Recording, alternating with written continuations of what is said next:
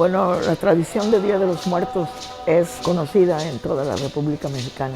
En cada pueblito, en cada ranchito, se honra de diferente manera a nuestros muertos. Y eso quisiera ayudar a conocer a las próximas generaciones cómo, en dónde se hace ese homenaje a la marcha hacia otros lugares. Y me gustaría que las próximas generaciones investiguen cómo sus antepasados y en los lugares de donde venían se celebra el Día de los Muertos. For nearly half a century, our comunidad has commemorated Dia de los Muertos. For many mestizos, it is a carryover of our ancestors' special day that began long before our lands were colonized.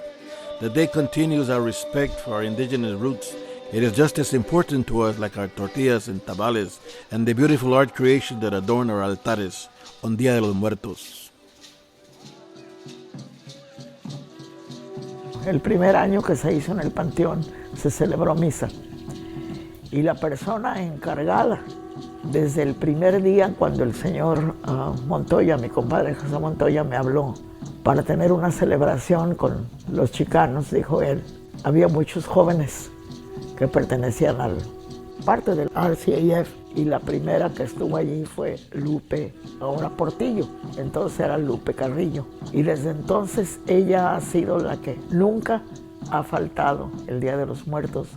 I started doing altares as a young little girl. I learned from my grandmother where she did something very simple. I remember at 9 years old, she'd be up all night long. But she would light a little candle for each one of her brothers who passed away, put a little candy, and she had oranges.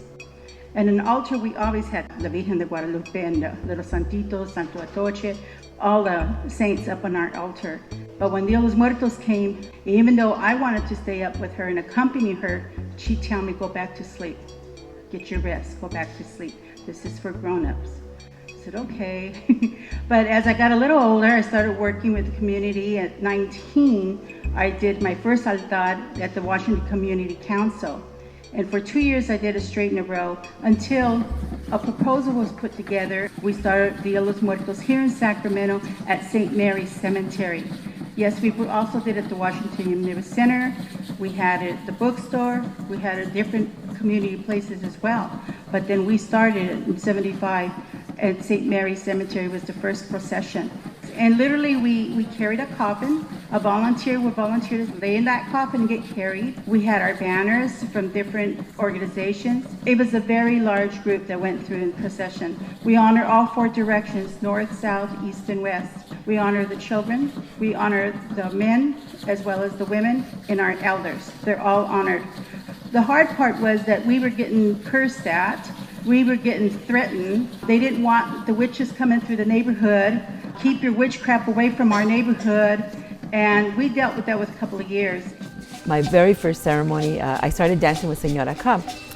And at that time, her son Eddie was our teacher. And then Senora Cobb brought Maestro Yescas, may he rest in peace, to come and show us how to make sugar skulls and how to set up an altar, because none of us had ever done it before. Our very first altar was at the Washington Neighborhood Center. I remember getting there and arriving, and Maestro Yescas had this beautiful altar with the little sugar skulls that he made at Senora Cobb's house.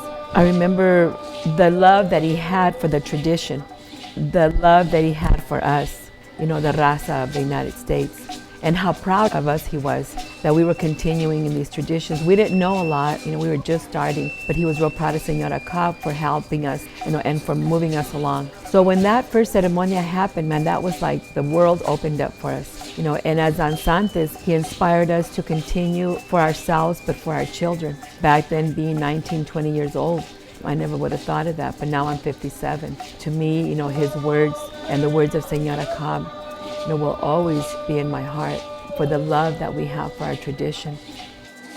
Understand that our Dia de los Muertos is not a holiday in the usual corporate America sense. For us, it's a pause in our life to both thank and honor our antepasados for their achievements and hardships that have molded us into productive, creative, and caring people. For this, we lovingly say, Que viva los muertos!